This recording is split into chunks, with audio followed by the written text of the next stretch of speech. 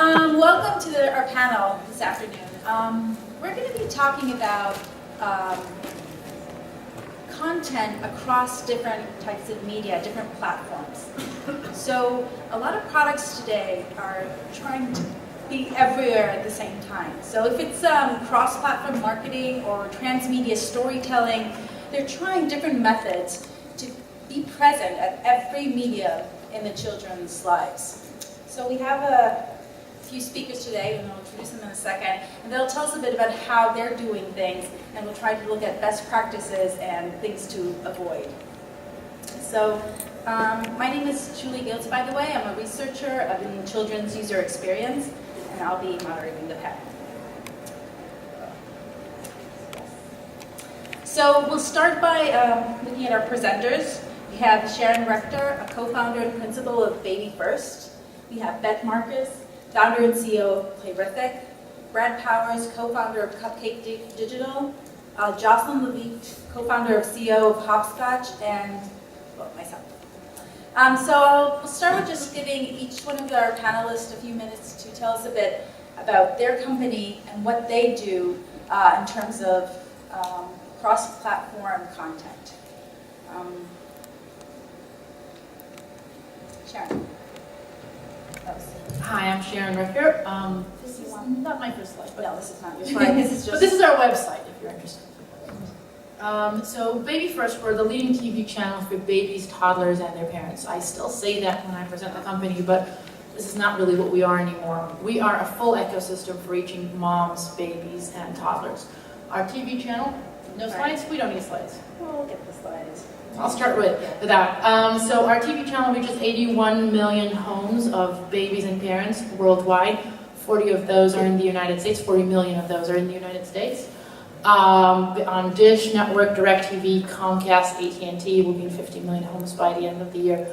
But as we looked at things, we had a TV channel, but we said, what do we really want to be when we grow up? And what it was an ecosystem that provides good educational content for moms and babies wherever, whenever.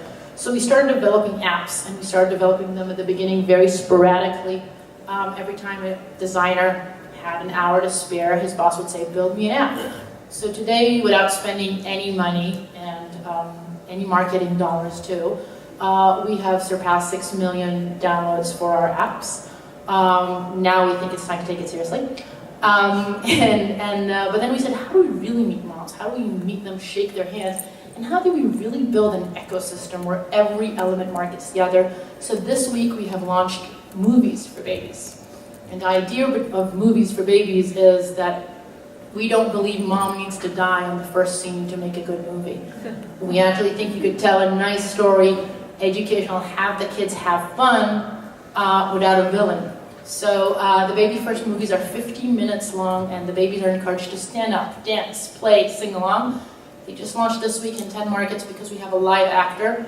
We're perfecting this, but by the end of the year, we plan to be in 500 theaters. So really an ecosystem where we build brands, and they get featured on TV, on mobile, and on the big screen, and later also translate to consumer products.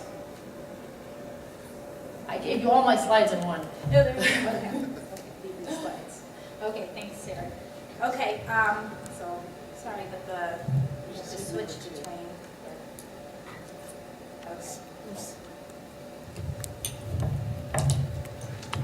So I'm Beth Marcus from Playrific. I've been around startups for a while and around entertainment since the late 90s. And I put these slides together to stir the pot a little bit. And so they're not all about Playrific. What you see here is my view of how you can be successful in mobile. Whether you're a physical toy company or whether you're a virtual toy company or a mobile company. You can be a big brand because they have lots of money to spend, and whether they're successful in a particular app or not, they're going to have a portfolio of stuff that's out there, and they're going to spend across different categories and eventually be successful. But even there was an article in the Times about Disney having spent $500,000 on one particular app and then doing a sequel, and the first one produced millions of dollars of revenue, and the second one produced none. So even the big guys stumble. So this is not a simple problem. And then you can be, like everybody's talking about the Flappy Bird app, You can decide that you want to be a viral miracle, and you can wait around for that, or you can put all your eggs in that basket. But I think several of us here on the panel have a strategy.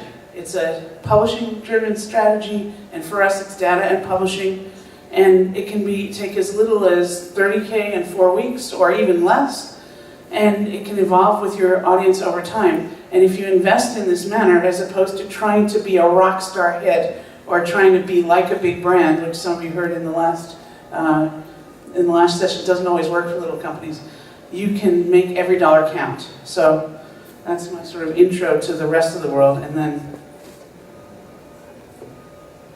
hello. So this is what we do. So, did I skip one?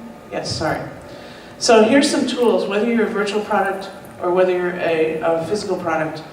People say, well, email marketing is dead. I've talked to a bunch of the companies who are being very successful in the kids market, and they actually send emails to users. And they get between 20 and 80% of those people who are on their insiders list to buy their app on day one for a price. Because they say, all right, well, if my app is a $3.99 app or a $1.99 app, for 3 days only, you insiders, you can get it at half price. And I tell you, and you tell them that, and we did an experiment. We actually learned this from the Tiny Bob guys originally, and then I researched it a bit and saw other people doing it. And at Christmas, we had our best performing app because we did that. And so you have to have a way to get an audience that you have a way to contact outside of the physicality of the app that you're producing or the toy that you're producing. And then using data about what's trending for kids. We have an app that's our Tastemaker app. We have 12,000 items streamed into it. It's free for everybody. We use it to figure out what moms and kids are looking for at any given moment in time. So if we work with a brand, we say contextually, how does your brand fit into what's trending for kids today? And how can we take a spin on what you're doing that positions you to be discovered? And people think, oh, I have to be mobile or I have to be web. It's all the same, it's content. And if you think about using your web to drive your mobile or to drive your toy engagement, then you'll do better. And then a lot of people put QR codes on their products, physical products, and then they launch something that's a bad mobile experience. So you have to launch something that's engaging and that changes. And I could go on about some of the other things, but really it's all of the companies are hungry for ways to monetize their products or technologies. So get to know them out there and trade horses with them. And I'll give you my list if you give me your list, or I'll put an ad for your app in my web page or in my mobile app or on my box if you do it for me. And you'll find more and more of this is happening across companies over time. So this is a quick picture of who we work with, or some of the brands that we're working with underneath on the bottom. And the left and the right column compare what we do. All of our stuff was designed by us from the ground up, so it's all COPPA compliant. And we're just releasing the COPPA compliant couponing module that we have some IP patents around. And I can talk more about us later. But the objective is to stir the pot. It's not what you think. There are not silos. Everything is mixed. A full transmedia experience and across mobile and physical. Thank you.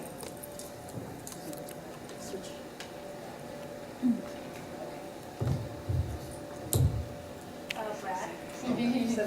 Oh, perfect. Yeah. I'm sorry. These are the slides. Okay. Anyways, hi, Brad Powers. That's yours. Yeah, thanks. So, hi everyone, Brad Powers from Cupcake Digital.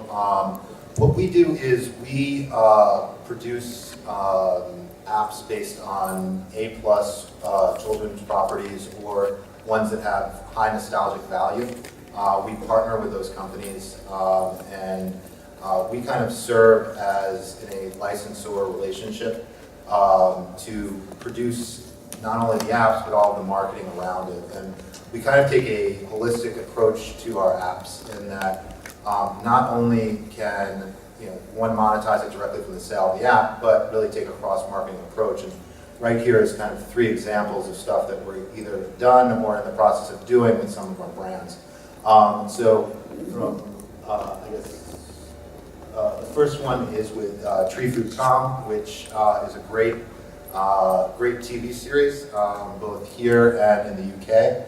And we've been working with Fremantle with Zodiac to really incorporate our app as a tie-in and have the app promote the toy and/or product, and vice versa.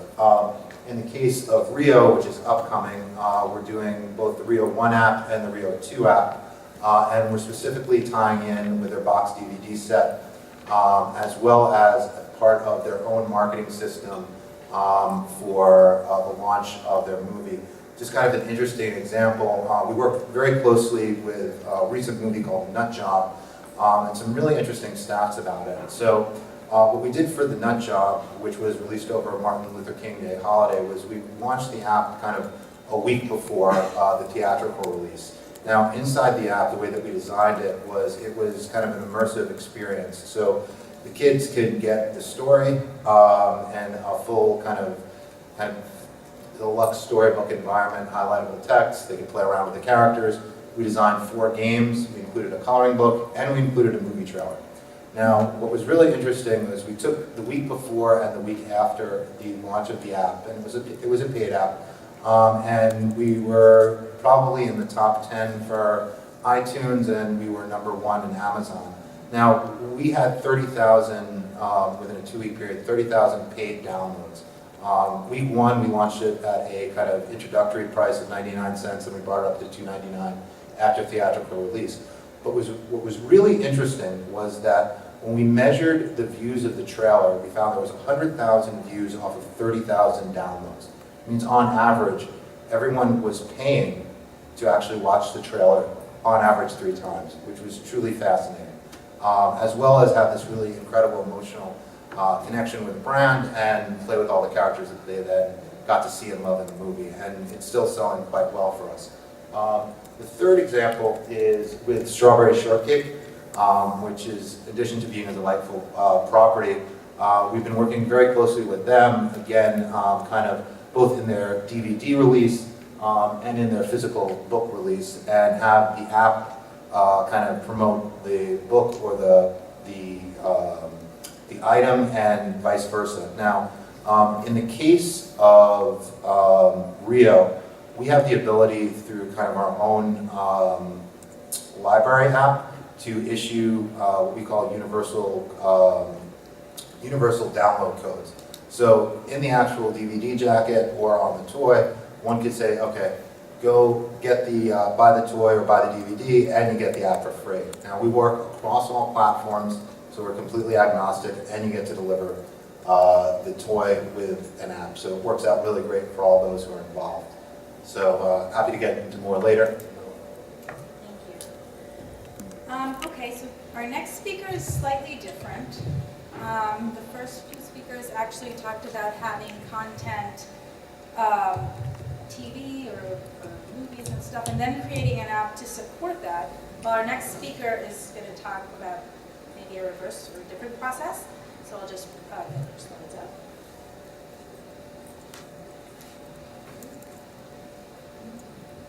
Hey everyone, my name is Jocelyn Leavitt. I'm the co-founder and CEO of Hopscotch. Hopscotch is a mobile programming environment for kids. So what it is, it's an interactive iPad app, and it's... You can help me with that. That's okay. Maybe we'll go up in just a sec. It's a drag and drop programming language for a mobile device, and it's actually the first ever programming language designed specifically to be used on a mobile device. And what we've seen, what it is we recognize that kids are surrounded by technology, they touch technology in their everyday lives, it's around them at all times, and yet a lot of times they don't have the means by which to actually create anything of their own. And so we're really excited about giving kids the creative tools to build their own technology and their own software. Thanks. So I just wanted to show sort of a demonstration, or not, some images of the product, so you have a sense of what it is. It's a visual programming language, which means that most programming languages are typed and look like Go ahead, you can keep going. Yep, most programming languages look like that. They're typed, they're very intimidating. It's usually, you know, a cursor blinking on a command line, and it's really hard for kids and a lot of adults are often really intimidated by that. Hopscotch, as you can see, it's blocks of code over there on the left that you can drag and drop and build little scripts, and kids have made amazing things with it. Here are a couple of examples of things. Kids have made drawings, little interactive animations. You can kind of keep going through. This kid made, we were just talking about Flappy Bird. A kid built Flappy Bird in Hopscotch. And then we also have the ability to use a text object. And within that, kids have emoticons. So even though we provide them a limited number of illustrations, they've discovered the emoticon set, and the poop emoticon is really popular among kids. And so this kid has built it's called Save the Poop, and you have to get the poop past the dynamite and catching all the dollar signs up to the toilet. I mean, we've really been blown away. So we introduced, so we released Hopscotch in April of last year. And we just introduced the community 7 weeks ago now, and have had, I think we're at 14,000 projects uploaded in the past 7 weeks. The poop, Save the Poop game is an example of something that nobody on our team could have ever come up with themselves. Totally, right, exactly, completely unexpected. And there's we've been blown away by the stuff that kids are creating, making themselves. We have, in terms of cross-platform marketing, we're a small startup. We don't really have the budget for traditional marketing. We don't have access to the big brands, and so we rely a lot more on social media, sharing, Twitter, email, and the community has actually played a big role in it too. And we've seen a lot of excitement about kids having this open-ended tool to make whatever they want, and then getting very excited about sharing the things that they've ended up creating. Brilliant. Well, thank you for the great introductions. I'd like to start out with a question that actually was discussed a bit in a previous panel today, and that's about failures.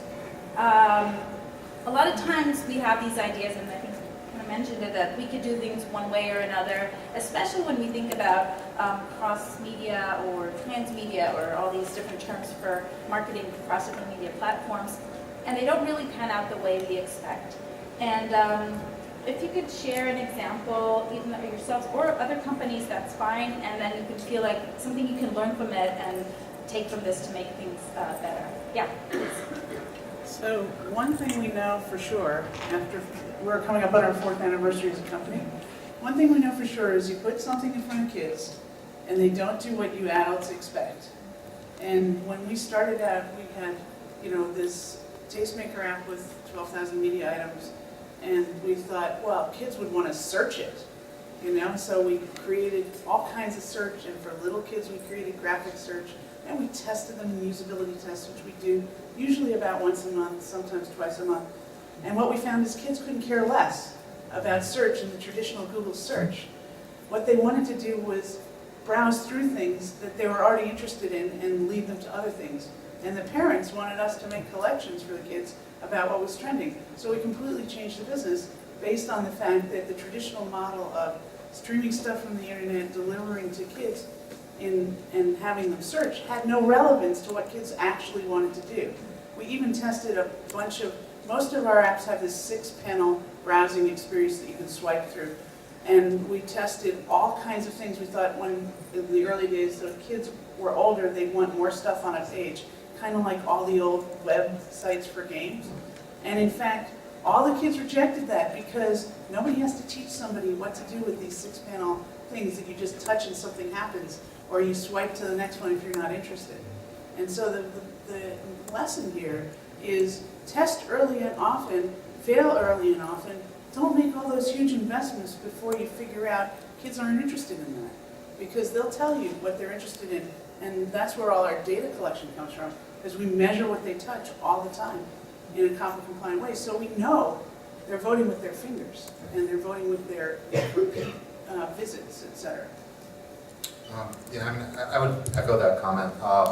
All the apps that we produce, we user test at various stages throughout the development process, you know, whatever we think is intuitive is usually generally the opposite of what the kids like. So being able to get that feedback loop and kind of rejigger, reprogram, et cetera, is absolutely key. We have actually a whole process slide, which if you want, I'm happy to share with you. Just give me your card at the end of the presentation. I'm happy to email it to you. In terms of failure, I think one of the other things that we did early on is it probably took us about maybe a year and a half to really perfect our own distribution system. That was beyond just getting recognition or getting a new and noteworthy from Apple or from Amazon. Whereby, you know, what was the right mix on how to launch a product, how to best cross-promote it, even though we work with some really huge brands, and also finding the right pockets of media from which to advertise on and with, to really give yourself that boost in the first, let's say, week or two while your app is going the initial launch, so you can get that halo effect. The other thing is how to properly communicate with your user base in terms of email marketing is certainly something that is definitely works. We experience really great open rates, but it needs to be relevant. It needs to be, can't be that commercial. You know, we also, you know, how we time our push notifications, how we time putting things on sale. It was a lot of failures before we started finding success, and you know, a lot of trial and error. And like I said, I'm happy to share our process slide with you guys. Thanks. We had a big failure. We got all excited about launching BabyView, the first online university for babies. And which could teach you in an 8-minute, if you wanted to learn the color red, you'd get a video about red, a rhyme about red, a game about red. Printable stickers that were red, really fantastic product. Except we launched it on PCs 3 months before iPads came out. And babies don't do PCs, babies go touch. So we've learned a lesson, but I think one of the important things is we all want to release perfect products. So we invest a lot of money and time in making perfect products. And I believe that you should let your product out when it's good enough, because you'll change it so many times before it reaches perfection. Don't wait for the perfect product. Put it out there. As everybody here said, test it, see how well it does.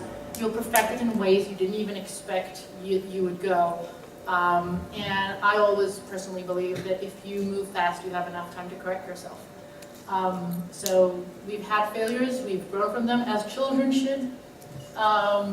And it's something else that we deal with on the network. One thing that we do now, though, in order to not invest a lot of money on building baby brands on TV, is we actually work with app developers like you. People who have created phenomenal apps, but for some reason haven't, maybe because they didn't have the right money, didn't get discoverability. So if we see a phenomenal app, and a good way for us is to identify those is if they have wonderful ratings, but not too many of them. Is we know that they're already working. We know children like them, and then we'll take them and put them on our ecosystem and build a full brand. So we'll take these great apps. If we see an asset, we'll make a TV show. We'll help them develop the apps. We'll use our ecosystem to market them, and God willing, maybe they get a movie. I just wanted to add to that a little bit about putting stuff out early, quickly, and seeing whether or not it works. I don't know how useful it is for larger brands to do that, because I probably want to preserve some brand equity. I know with Hopscotch, we put out the initial version. We actually had a beta logo on it, which Apple sort of let slide through the first time we put it in the App Store, and then they were like, no, you're not supposed to have beta logos on it. And the version that was in the App Store that we released felt very much like it was in beta, and yet it still got thousands of downloads right when we released it, and we got a ton of data from that and used that to improve the app. The version that's in the App Store right now, I still feel like it's in progress, and it's not sort of the finished version, and yet thousands of people are using it and enjoying it, so that's really good. In terms of failure stories, as I was trying to think of cross-media marketing. This is just a funny side story. I don't know if any of you remember that Samsung ad for Unicorn Apocalypse. They were really pushing this last year, I guess, at the Oscars. There was this whole story around this Unicorn Apocalypse. The people in the ad were creating this app, and then I think they actually made a Unicorn Apocalypse app, and it ended up failing miserably. So that's another story. Just to comment on one of the things you said, so we only work with kind of larger brands, so we're presented with a style guide, we're presented with multiple rounds of approval process, including us giving them feedback of what our kind of our testers are doing. But if you're working in an agile environment, you can constantly make improvements to the app. So by way of example, when we first started out, our coloring book engine was a lot, it was not as good as it is now. And because you can always update, you can always improve. One of the wonderful things about working with apps is once you find something and you get feedback and you make that improvement, you send an update, and that's a great way to revitalize an app as well. Yep. So it's just something to consider. Sometimes you do that on purpose. I mean, you don't release it bad. But I would love to say we made all our mistakes on purpose. It's very calculated. So one other thing is that our apps are kind of different because they're dynamic. So you put the app out there, you don't have to change any code or put another app into the store, but you can change absolutely everything about it, except for the graphics on the outside of it. And so we've sort of institutionalized this idea that you're putting maybe 20, 30 media items out there, whether they're games or books or videos or image galleries or whatever else you could think of. And you're constantly testing and you're evolving to follow your audience. And that's kind of different. It's sort of institutionalized this idea, test and change, and make it cost effective. And so we do that for all the brands we work for, whether they're small or large. And all the approval happens beforehand, so that we can do this. And to your point about we're doing releases, sometimes when we change the content in an app, we actually push out an update which adds some little feature that nobody really cares about. Yeah. But then we put in this statement saying, we're adding a new webcam of your favorite animal, or we have 3 more classes of games in here, or more of your favorite X, Y, or Z, because that's what gets it noticed. But we have data on also open rates for updates, and you have to be careful about doing it too often and not making each one compelling enough. So, companies like us, we developed this marketing strategy around how do you exist in the App Store ecosystem. And we focus on pretty much 3 right now. We focus on the iOS App Store, the Kindle App Store, and a little bit on Toys R Us and Curio, where we are embedded on the last Toys R Us tablet. But you have to understand, how do these people make money and what's important to them? Whatever device you want to be on, whatever platform, whether it's the TV, the tablet, what is important to the people who are selling that device and putting it in market so that you can orient what you're trying to do to take advantage of the unique capabilities of that individual delivery needs. Just one other quick point to that. One of the things that we've also noticed is you need to make the apps kind of not just cross-platform but cross-device. So a lot of times we find our usage stats are a lot higher, especially on the younger kind of skew, younger age demographics for iPhone or a handheld device, where some of our older ones are on more of a tablet device. You need to make sure that the apps work, and they're very little fingers, and that they work really well on devices like this or larger devices like that, and that's something to really keep in mind. Yeah. Thank you. I think you've all mentioned testing early and often, and be brave enough to fail early so you can succeed kind of in the long run, and then not be like, oh no, it's okay, we'll test at the end, and then fail miserably when it's too late and too expensive to make big changes. So I really appreciate that. I have a question regarding transmedia itself, or cross-platform, or the name, just a second. So We heard about the Best Toy Award that was awarded for this year, and I'm sure everybody's aware of the toy. And this photo is actually posted on the Digital Kids Facebook page by someone here. I think it's their nephew. And it really got me thinking about cross-platform, because this is definitely a cross-platform toy, even though it's rubber bands. And it didn't start with some kind of brand or a story or a book, but it started with a game. But if you watch kids play with the looms, you'll see there's a lot of media incorporated and a lot of different platforms that are incorporated in the ecosystem of the actual play. So when you think about cross-platform or transmedia narratives, one way to do it is just take the characters and put them in different mediums. It's TV, or it's a book, or it's a plush doll, or it's an app, and have little games using the same characters. But another very different way, and some companies are doing this, is to have the different media complement each other and actually present different type of experiences. Yep. So I was wondering what your experience is with that. What do you think about that, and have you tried it, or which do you prefer? So what I would say to that, we never put a character and kind of put it on TV, then put it on an app, and put it on a plush. Do you have that slide of Harry the Bunny by any chance? Try to find it. Harry the Bunny is one of my favorite characters on BabyFirst. Harry the Bunny exists on all our ecosystem.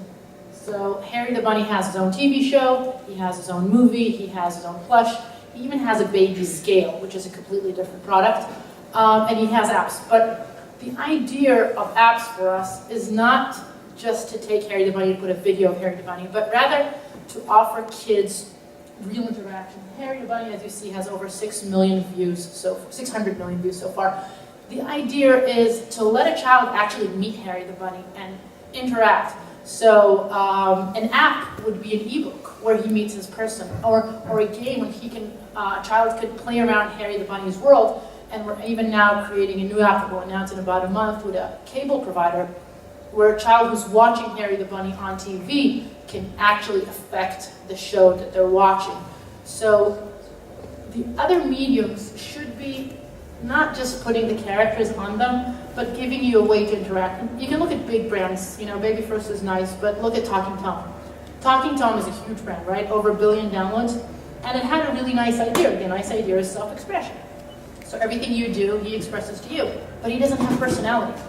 Talking Tom, nobody knows who Talking Tom is, which is why he didn't work on other platforms.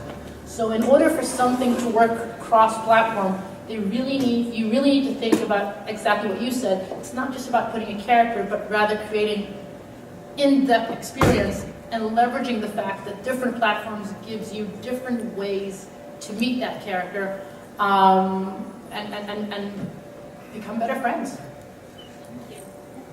I think you were showing the rainbow loom here, and part of the reason that YouTube figured so prominently and spread was because it's actually kind of difficult to get started with on its own.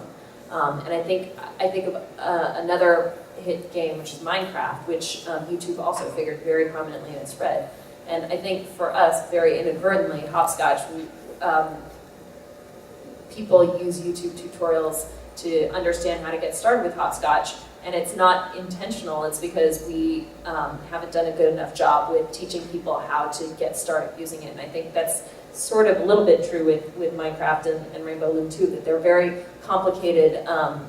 The playing with them is very complicated, and it's not self-evident as soon as you get started. You actually need to look, and it's inadvertently fueled this sort of social spread for how these toys sort of go viral. It's not just toys that are difficult to use. It's toys where kids have something to say about what they do with them. And so we've started to get requests. We stream in video from all sorts of sources, whether it's YouTube or Vimeo or whatever, and mix it with the interactive stuff. And we've started to get more and more requests to bring in stuff that kids are creating in a safe way to the kids' experience on mobile. And so they don't have to have 5,000 devices. They can have whatever device it is that they like, the PC, the tablet, the small screen device, and they can put all that content in there in whatever format they're comfortable in and access it when they're playing. And I personally believe in this idea that play goes across from the screen to the physical. And there's been a lot of research on, how do you carry this across? So if you're bringing in content that facilitates not just what the brand had in mind at the beginning, but what the children are doing with it. If brands open up to bringing in some of that user-created content into their experiences that are branded to promote that toy, game, or product, or character, then they're giving kids what they're already doing and just making it easier so more kids will do it. Sure. So one of the things that we kind of face a lot is our characters or the brands that we work with, they already have existing personalities, and it's how to kind of transform those personalities into the appropriate medium. So probably the best example I can give is our Yo Gabba Gabba, It's a Party in My Tummy app, which we have a wonderful producer out here, who's blushing now. But it was based on one of their more popular TV episodes, and if you have had a 4-year-old, you would probably know the song and you want to kill me right now. So I'm going to save, but what we actually did is we dissected and said, okay, we don't want to just do a recreation of the video and the episode, It's a Party in My Tummy. We wanted the kids to be able to interact and react with the various characters on Yo Gabba Gabba while maintaining their personality, but also feeling like they kind of had control over it. So we developed a series of activities, interactions that were really congruent with the brand, but still allowed for the kids to be expressive and have a really good time and, drive their parents crazy playing It's a Party in My Tummy, which is always good to do. The other thing that we try and do is just within our own kind of system is try and encourage shared screen time. And I'm certainly guilty of this myself with my own child when my wife and I would like a nice glass of Chardonnay and want our kids to stop jumping up and down. I'm definitely the first one to promote. Yeah, exactly. Yes, I'm sure no one here is ever guilty of doing that. But we do really try and encourage shared screen time, and we take it a step further, where for every app we produce, there's also companion worksheets that one could go to our website, download for free. Most of them are tied into the Common Core State Standard, so there's actually something that mom, dad, caregiver can do outside of the app world that also kind of promotes nice time together, rewarding time together, and is also appropriate for the brand as well. One other thing too, and especially because we're kind of talking about how to work across, I guess, platform and in some instances, how to combine toys with apps and apps with toys. It's also planning with the brand owners how you're going to interact with their marketing ecosystem, because our cycle time to develop an app can be as quick as 4 to 6 weeks, but when you're dealing with boxed toys or boxed DVDs, etc., you need to have this planned out months, if not almost a year in advance, especially when you're dealing with movie releases. So all of that needs to be coordinated ahead of time and thought about, and not done in the last month just before the movie's coming out, because if not, you're not going to get any love from it. Thank you. I guess my next question is about differences you may or may have not found between different age groups when you try to do cross-platform development or different cultures. I mean, these things show up on apps in the app stores, and they are available all over the world, as we see here. Also in the Toy Fair, we have things from very different international groups with a lot of countries. So I was wondering if the feedback you get, anything you feel like you can share with everybody, different age groups or different cultures, if at all, maybe not. Well, I think the age group that we typically serve are 2 to 12, and then we have the kids who register themselves who are 13 and 14 that we think are in the 8 to 12 category usually. We had some large spikes there recently. But in my opinion, the under 4 crowd and maybe the 4 to 5, the parents are significantly involved in getting the content to the device. Whereas depending upon who the parent is, it's getting younger and younger that they give a kid an iTunes card or give them some points on some account and say, go get stuff. And they only intervene if they notice bad stuff happening. With the credit card. Yeah, well, I mean, that's a whole nother story. The whole way you do in-app purchases is changing because of that. But I think the point is that, you know, there's this myth that the parents are so tightly interwoven, and most of the startups that I've talked to over the years come into the kids space and they go, we're doing all this great reporting for parents. And you know, everybody, when they started their company, thought, oh, this is a great idea. And then parents tell you, I don't have time to look at that stuff. Even if you push notify me a one-line thing, what I want you to do is do a good job of what you're doing. And if my kids like it and go back to it, then I know you're doing a good job and I'll get something else from you. But the other thing is that also many of the tablet companies have an attitude of, you know, we'll put a lot of stuff on there, and a lot of parents, particularly of the younger kids, don't really want to pay for buying a lot of stuff. And so it's a question of who are you trying to reach and who you're trying to monetize to, and that there's a big difference. And in my experience, it sort of switches at 4 or 5, and then it switches again when you get to the 10, 12 range as to what the behaviors are, what the buying behaviors are, what the engagement behaviors are. And we also measure all the different types of media and what's the percentage of usage within a given app for video or image galleries or games or whatever. And it changes over time in the mix and the length of the videos that are most attractive. You got to know all this stuff in order to reach this audience and be sustainable with this audience. And we can help you do that if you don't have it in your own place. So we kind of range from anywhere from 2 to kind of the 8-year-old market, and we find the same thing. 5 and under is definitely different than kind of 6 and above. In terms of cross-cultural, I'll give you two anecdotes or examples. So Tickety Top, which was originally a UK property, we released it worldwide, and we didn't localize it, meaning with a UK voice for the UK market. Once we saw that the property had legs, we reintroduced it in the UK with specifically a British accent, and saw our sales go from virtually nothing in that market to going way off the charts in the UK. The other thing that we've done in terms of, because one of the things about our platform is we have the ability to, language is an object, so we can translate fairly quickly into English, Spanish, what have you, but that does take resources. One of the things that we'll do is we'll localize the marketing copy for 20 or so markets, see what type of lift we get there, and then go out and then put in the cost of developing kind of the full toggle between either English or Spanish or English and French or what have you. So that's one way if you're trying to do your own market research without going through the full cost of localizing in multiple different languages. You can certainly localize a marketing copy which appears in the App Store. And then once you see, okay, this has legs, and sometimes it's in really strange places that you would not think about, then you can go and do the full localization in that language. I would just add to that we see our ecosystem as dual personality. So the kids are using it, but the parents are buying it. And if you make that assumption that it's the parent buying, you have to ask yourself, what is the parent looking for? And the two major criteria that we see are, A, I want to feel good about myself as a mom. So I want to give my child something that is educational and I can understand the benefit from.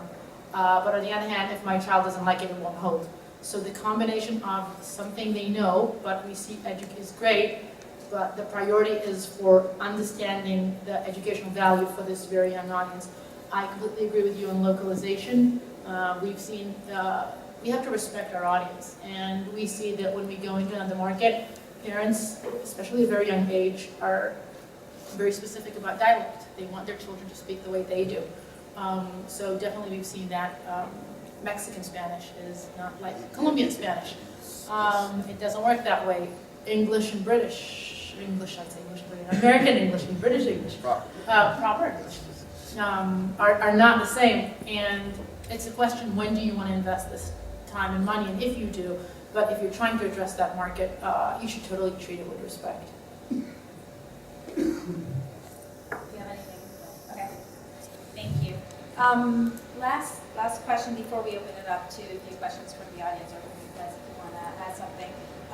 About just how do you get your multi-platform or cross-platform content out there? Let's say, do you use the traditional marketing, with the, let's say you start from a TV show, from a book, or from a brand. Do you use that to promote the app, or do you use novel ways? And for some of the companies starting with an app, how do you get that to the other medium? What technique works for you? Marketing apps is becoming really expensive. So if you're going to market apps in the App Store, the cost is between $1 to $5 for a free download. That's really expensive. I bet most brands can't do that. So you have to think creatively. And so for us, it's the whole ecosystem of, again, the TV, the apps, the movies, using our relevant audiences, but it's also about creating partnerships. So we would partner with relevant brands that are off-platform, even retailers or other brands that reach a similar target audience to cross-promote. Because at the end of the day, unless you have a lot of money, you cannot count on marketing in the App Store alone. And I would say a word of caution, a lot of people, and a lot of them end up coming to us, build those beautiful apps and put all their money in the app and don't think about the marketing in advance. And if you don't think about the marketing before you spend your first dollar in developing your app, don't build an app. Because the likelihood of you being the hit, I think it's great, but it's not a sustainable business model. Just to kind of follow up on that point, we've done extensive testing and media buying, and with kids apps, it's virtually impossible to compete with Candy Crush, Clash of Clans, Heyday, etc. You can't pay those prices, which their LTVs are so much higher than we can possibly get. What we've done is, there's no denying that getting Apple love or Amazon love is, it's shelf space that is very precious and is a huge Kickstarter. So working those relationships with the distributors is really important. The other thing that we generally will do is we'll plan well in advance for the release of the app. So we'll have a coordinated strategy both on social, usually with the social of the partner brand that we're working with. On our own channel, we have a really great influencers list that we've cultivated over the past year and a half. Tie it in with we have about 8.5 million downloads, so we tie that in with our own push notifications. And like I said, we were, through sheer trial and error, been able to find very specific pockets of media that are affordable to buy, and will get your app that push. Because getting into the top 10 creates a huge halo effect, and it keeps feeding on itself over and over again, and it's super important.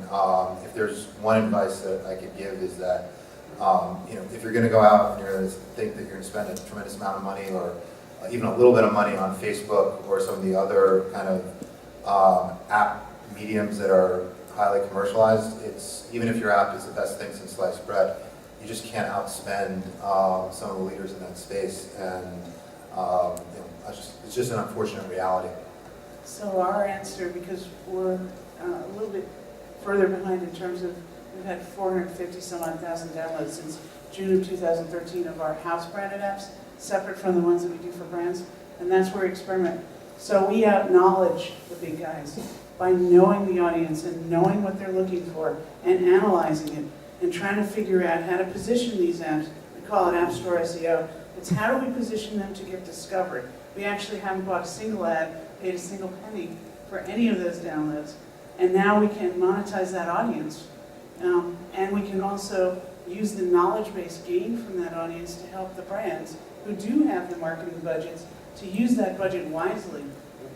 So one thing that's also really important is, sorry to monopolize, but no, just to go along your point, optimizing for each store is really important because Amazon has a very different presentation style than Apple does, than Google Play, than does Avio, and each one of those needs to be thought of as separate lanes. So different marketing images, pay a lot of attention to your icon. If it's not working, switch it. And pay really close attention to the copy that you're putting around those particular apps, because app SEO works really well. And you can measure it yourselves through a number of ways. And if you work with a data-driven provider like us, you can measure it through the data we get out. But you can also do analogies. Go out there and do your research and say, I'm sort of similar to this brand. What did they do when they delivered this experience, when they moved from DVDs to mobile apps, or they launched a new website? And how did they attract attention? And pick up best practices for your class of product or your class of products and use them. Use everybody else's mistakes to your advantage, and then do your own, light and agile experiments yourself by changing. I mean, icons are very important. People are pretty tongue-in-cheek about what they put there. It's a brand position statement that's persistent. If your app is downloaded, what do people see? They see that icon. It needs to have consistent branding if you're doing for a brand. It needs to be notable. And also, your titles are really important, and the way those titles and all those words are used are different in the Amazon store than in the iOS store. And making decisions to invest in bringing it out on other tablets and other stores. I mean, Google Play is a place where we don't have much going on because of the cost of supporting the 10 million user experiences of all those random devices that people are going to download it for. You got to make a decision whether you want to make that investment today. What is it worth to you? How monetizable are the eyeballs you get in the Google Play versus you get in an iOS or you get in Kindle? And don't just do it because it's a checkbox that your nearest competitor brand is out on Google Play, so I'm going to come out on Google Play. There's plenty of stuff out there if you research online that can inform you to spend your money better. We're about out of time, I think, so I'm just gonna say something really quickly. We're not on Google Play at all. We're not on Android. We're only on iOS. And one quick tip about that is don't underestimate just reaching out to the Apple folks directly. They have developer relations people and the App Store, and you can, if they see that you're hard at work on a high quality app, they may engage with you, and the benefits of them engaging with you cannot be bought. It's really great. Thank you. Do we have time for any questions? I think we do, right? Yeah, if you can, it's probably best to take them outside. Oh, okay. So we'll continue outside. Thank you for the whole panel.